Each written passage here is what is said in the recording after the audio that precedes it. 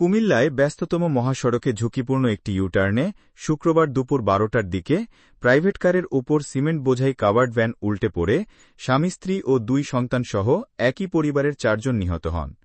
পরে শুক্রবার রাত ১১টার দিকে জেলার বরুড়া উপজেলার পয়ালগাছা ইউনিয়নের হোসেনপুর ব্যাপারী বাড়ির পারিবারিক কবরস্থানে বাবা-মা ও তাদের ২ সন্তানকে পাশাপাশি দাফন হয়েছে। এর আগে স্থানীয় হোসেনপুর কেন্দ্রীয় জামে মসজিদ প্রাঙ্গণে জানাজার নামাজ অনুষ্ঠিত হয়। এতে এলাকার সর্বস্তরের লোকজন অংশ নেয়। একই পরিবারের ৪ জনের মৃত্যুর খবরে এলাকায় শোকের ছায়া নেমে এসেছে। বিকেলে মরদেহ নিতে ঢাকা থেকে হাইওয়ে ময়নামতি থানায় আসেন পরিবারের লোকজন। এ সময় তারা মরদেহ দেখে আহাজারি করতে থাকেন। দুর্ঘটনায় নিহতরা ঢাকা থেকে কুমিল্লার বরুড়ায় নিজ বাড়িতে যাচ্ছিলেন। নিহত ওমর আলী এবং নূরজাহান বেগম বরুড়ায় নিজ বাড়িতেই বসবাস করতেন।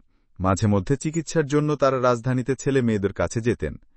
মাস দুয়েক আগে ওমর আলীর চিকিৎসার জন্য ঢাকায় বড় ছেলের বাসায় যান।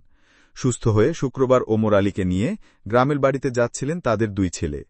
পথিমধ্যেই ভয়াবহ দুর্ঘটনার কবলে পড়ে প্রাণ হারান সবাই। দুর্ঘটনার খবর পেয়ে নিহত ওমর আলীর বড় মেয়ের স্বামী দেলোয়ার হোসেন সহ পরিবারের লোকজন ময়নামতি হাইওয়ে থানায় মরদেহ গ্রহণ করতে এসে কান্নায় ভেঙে পড়েন। তিনি বলেন, নিহত ওমর আলীর বড় ছেলে আবুল হাশেম স্বপনের বাসা রাজধানীর কল্যাণপুরে। নিজ ফ্ল্যাটই থাকতেন স্ত্রী ও ২ সন্তান নিয়ে। ব্যাংক এশিয়া মিরপুর রূপনগর ব্রাঞ্চের ব্যবস্থাপক ছিলেন। তিনি ২ সন্তানের জনক। নিহত অপর ছোট ছেলে আবুল কাশেম মামুন রাজধানীর মানিকগড় এলাকার নিজ ফ্ল্যাটে বসবাস করতেন। তিনি একটি বেসরকারি কোম্পানিতে চাকরি করতেন। আবুল কাশেম মামুন ২ সন্তানের জনক।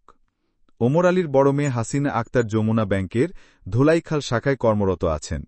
ছোট মেয়ে রোকসানা আক্তার বিথি ডাচ বাংলা ব্যাংকের শ্যামলী শাখায় কর্মরত আছেন। গাড়ি চালাচ্ছিলেন নিহত ওমর আলীর বড় ছেলে ব্যাংক কর্মকর্তা আবুল হাশেম। নিহত ওমর আলীর চাচাতো ভাই সাব্বির হোসেন সুমন বলেন, মৃত্যুর সংবাদ পেয়ে আমরা মরদেহ নিতে গিয়েছিলাম। এই পরিবারটি এলাকার মধ্যে একটি উচ্চ শিক্ষিত পরিবার। তাদের এমন মৃত্যু মেনে নেওয়া যায় না। ময়নামতি হাইওয়ে থানার এসআই আনিসুর রহমান বলেন, কাভার্ড ভ্যানটি সিমেন্ট বোঝাই ছিল। হাইওয়ে পুলিশের কম ধারণ ক্ষমতার ক্রেন আছে।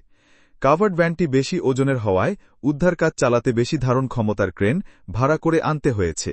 এতে উদ্ধার কাজ বিলম্বে হয়েছে। তবে আমরা ঘটনাস্থলে পৌঁছার আগেই সকলের মৃত্যু হয়।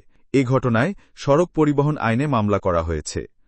সওজ কুমিল্লার নির্বাহী প্রকৌশলী খন্দকার গোলাম মোস্তফা বলেন, পদুয়ার বাজার এলাকায় ইউলুপ তৈরির কাজ চলমান আছে।